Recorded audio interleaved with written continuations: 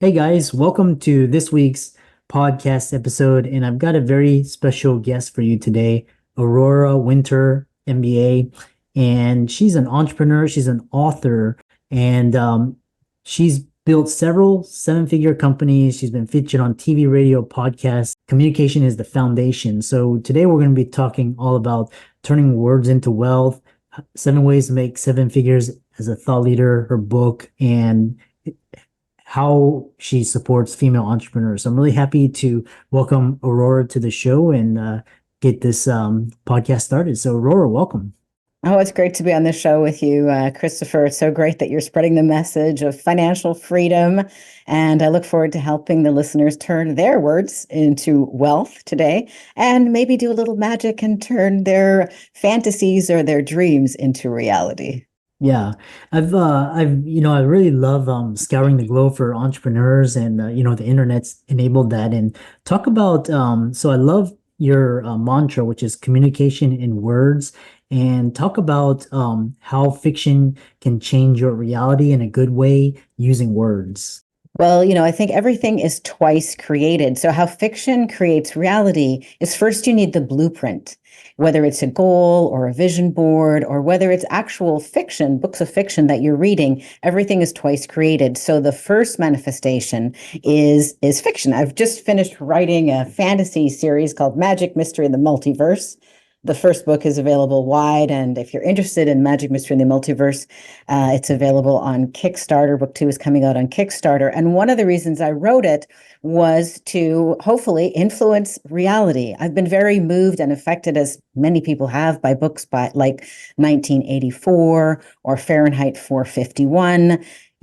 Books can change how we think about what's possible and also how we consider what we want to avoid. So in Magic, Mystery, and the Multiverse, I talk about the freedom of speech. The evil people are censors who cut out people's tongues. And so it dramatizes the importance of freedom of speech. I think COVID helped me realize that it was time for me to write the fantasy book that I'd wanted to write for a long time. And it also made me realize how passionate I am about free speech and how I want to help people avoid the cancel culture. So I'm hoping that Magic, Mystery, and the Multiverse will do at least a little part in helping change reality. What about you, Christopher? Have you read books that have changed how you think about things? Well, I mean, those obviously, 1984 and just with more of more like, for example, Rich Dad Poor Dad. That Yeah. really that shifted my reality. It really, there's a book called The Fourth Turning, which really talks about the problems that America is facing and Yeah. the emergence of China, kind of the decline of the dollar's dominance on the global stage. But what's really, one of the really highly it's so when like works of fiction, like movie or books, can really impact you. For example, The Matrix with I was Keanu just thinking The Matrix Reeves. or the song Roar by Katy Perry. It helps. Sometimes it's a warning like The Matrix, and sometimes it's encouraging. Yes. And I invite all of us, like before we create something in our business or in our thought leadership or even in our stock portfolio, first we have to imagine that it's possible. And words are a way to cement that, to create that intention. So, for example, this morning, my affirmation was, my mind holds only what I think with God. So that's a very powerful affirmation because it basically says no to all my fear and doubt and whatever. And it just says yes to whatever is in the highest and best good for all concerned. So as you create goals, write them down. They may be fiction when you're starting, but that's okay. Everything's twice created. It helps create the blueprint. And it actually, the neuroscience, I love neuroscience. I study neuroscience. I used to think only to express the positive things, and I wouldn't say what I was afraid of. But actually, in terms of achieving your goals, it's good to say what you're shooting for and also what you are wanting to avoid. And then you've got the carrot pulling you forward and the stick, helping you avoid. But also, I think that fiction, my background's in film and television, so I have a lot of experience with drama. In fact, the BBC have expressed interest in turning Magic, Mystery, and the Multiverse into a TV series. We'll see if we can make that happen. But I think fiction is a delightful way to introduce people to concepts without preaching at them or knocking them over their head. Like hopefully in an entertaining and engaging story like Animal Farm or 1984 or my fantasy books, you can offer people the chance to consider a possibility and go, yes, I want that, or oh no, let's not go there. Yeah. Yeah, I love that. I actually have a colleague who does very similar thing as you. She talks about the problems in healthcare through a fictional narrative, through characters, um, which, brings me to my next question is, this impact of technology on communication and creativity. We've got ChatGPT, and you also mentioned Kickstarter, which I'm really interested to hear about how that shapes the future of creative industries. Well, yeah, let's talk about Kickstarter really quickly. So, one thing I really love as an author is the opportunity to add more value to my community and create more of a connection. And while I'm grateful for Amazon and all the other book distribution platforms, they don't really foster a relationship between the author and the reader. And they also just allow you to offer the one thing plain Jane. Whereas with Kickstarter, I've got like, I love this cover designer. I think he did a great job. I had him design full color art for all the main characters. He's designed the other covers for the next two books in this series, which are called The Secret Multiverse Academy and The Deadly Asphyxiator. They're for young adults, but I think most people will enjoy them. And so I can offer bookmarks, or I can offer beautiful hardcover books with full color interior, and people can choose. And they can, even if they want to, they can take a course about how to write and get my support one-on-one. Also with Kickstarter, I can thank and acknowledge all the people who supported the book, and I can put their name in the acknowledgments. Or who knows, I'm toying with the idea of even allowing somebody to say, hey, name a character after me. So there's fun and interesting and engaging things you can do on Kickstarter. The current approach for authors who are really in the business of publishing is first you do a Kickstarter, then you launch your book at full price on the retailers, and then eventually your book can end up on the Kindle Unlimited, where you make the least amount of money but may reach a broader audience. So I'm trying it for the first time. If you'd love to at least see what I'm doing, you can follow for free if you go to Kickstarter and just search Magic Mystery in the Multiverse. Then you too can participate, and you don't have to buy anything and just kind of see what's happening. So Kickstarter is really great. Now, you also mentioned, Christopher, you were talking about AI. So I think AI is here. No matter what you think, you can be afraid and run away, but I think AI can be extremely useful for doing the things that you don't like to do. For example, a friend of mine said he had to fire somebody. He was a doctor and he had to fire somebody. And he's like, I hate writing those kind of letters. And ChatGPT helped him do that. Or somebody else I know who's a real estate agent. She said, I used to agonize over descriptions of the house I'm selling. Now I just put, 4 bedrooms, 2 bathrooms, into chat, and it gives me several different options.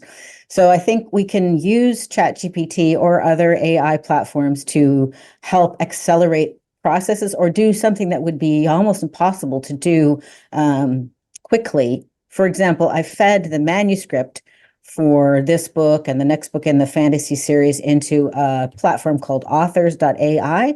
And within about 10 minutes, it had analyzed the structure, and it allowed me to very quickly see, after reading it 12 times, it was hard for me to see the forest for the trees, allowed me to see, okay, this part might need to be tightened. That's a bit too slow. This part is too fast. Maybe you want to move some stuff from there and there. And then it also said, oh, this book has kind of got the same kind of structure as Stephen King's book. I'm like, oh, well, I'm going in the right direction. So let's take advantage of AI. And I think we also have to double down on being human. I love the podcaster Joanna Penn. Her podcast is The Creative Penn. And she's always saying, double down on being human. So I want to acknowledge that's where it came from. And I think in the age of AI, everybody's going to get very quickly bored of reading generic content. So when I'm working with clients in the spoken author process, which is how I help people write books, I'm like, what's your story? Why do you care about this? What, were the bumps along the way? And nobody else has their story. Nobody else has your story. So double down on being human. What do you think? How are you using AI, Christopher? And what do you recommend for people to double down on or avoid? Well, I think AI is one of those things. But how I've used it, it's 7x my output. So it's really cut down also on the number of middlemen. So I have this tech stack now where I can get a podcast recorded and released with very minimal need for it's mostly software now. So it's much more faster, efficient, more effective. My following's just, exponential. But it's one of those things where it's like if you don't learn how to use it, you're gonna be left behind. So it's something that you just have to learn. It's like a skill. I like the meme that is, it's not AI who's going to take our jobs. It's the people who know how to use AI that are going to take your job or cut into your market share of your business. Yeah, exactly. um, But one of the popular nonfiction books I've written is called Turn Words into Wealth, Blueprint for Your Business, Brand, and Book. And it's all about 7 different ways to create 7 figures as a thought leader or an expert. So I think anybody who has a particular kind of expertise, as of course most of your listeners do, and as you do, Christopher, are very well served to become authors. You're the author of 4 books, so I know I'm preaching to the choir here, but most people appreciate the value of having a PhD or an MBA or an MD, and it's the same thing with being a published author. The root of the word authority is author. So while anybody could become an author, just like anybody could get an MBA, or almost anybody could, if they worked hard enough, become an MD.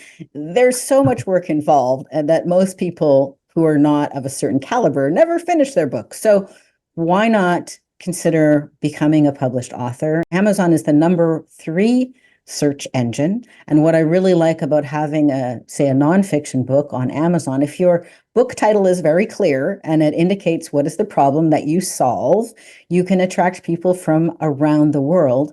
And unlike interrupting people on Facebook or Instagram or TikTok, people on Amazon are looking for the solution to a problem, typically already have their credit card installed. It's easy to buy a $20 book, but you could be surprised that $20 book sale can easily lead to the next investment being several $1,000s with you. So that's been my experience. People read my book, Turn Words into Wealth, or they read another one of my books and they're like, oh, I'd like to talk to Aurora, and they can talk to me for free.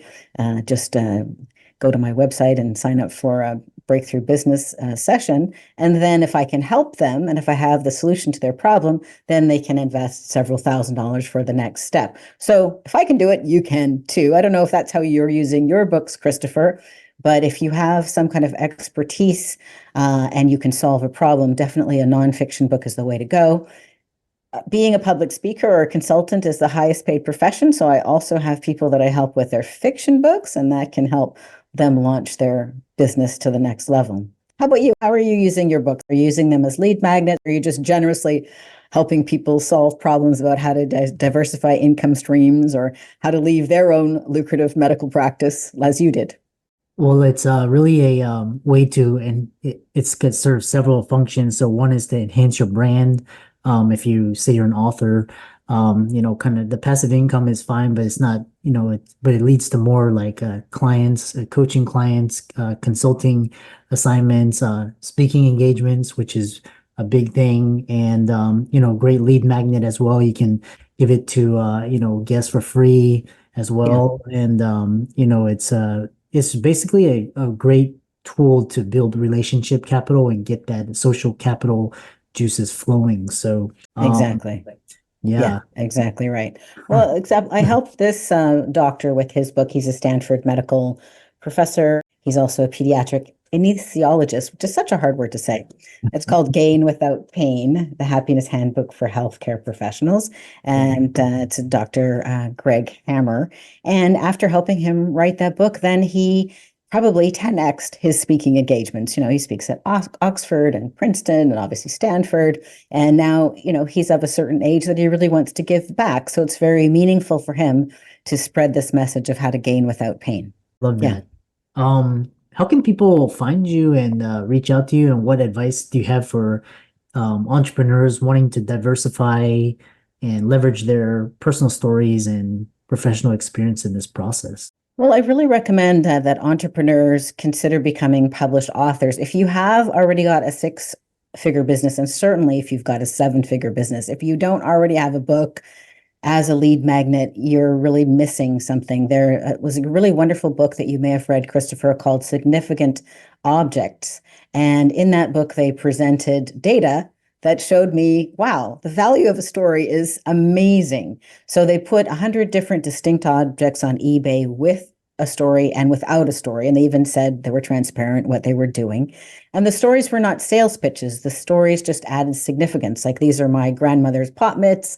I remember when I would come home from school and she would have chocolate chip cookies. Like, doesn't really give me any more value when I use the pot mitts that I buy on eBay, but it adds significance, right? Yeah. And the value of adding significance by adding a story was that those 100 distinct objects on eBay sold for 27 times more. 27 times more. This is not a minor difference. So by sharing, you may think, well, you've lived your life. Who cares about your story? But we want to do business with people that we know, like, and trust. We want expertise. Yes, lots of people lead with their expertise, but we don't trust people until we know who they are and what they've been through. So by sharing your humanity, that's what I like to share. Humanity plus expertise equals trust. Trust is how business moves quickly, and potentially you could 10x your business by having the right combination. So I invite people to start thinking about, what is the problem that you solve? You can make some notes right here, right now. What is the biggest problem that you solve? What are at least 3 reasons that people don't solve that problem? What are the myths, in other words, that you need to bust? Or what are the objections that you need to handle? And write those down. And then think about the benefits of the problem that you solve and the benefits within the benefits. Before you know it, you're going to have a list of 10 points that are really important. And if people knew these things, if they knew the 3 biggest adversities in your life that you overcome, if they knew the 1 reason that you care so much about your mission, whatever it is, and if they knew these things that are myths that you need to bust, or stories of people that you've helped and the lives that you've changed, before you know it, you've got a book there. And I'd love to help you if you are already a successful entrepreneur or thought leader.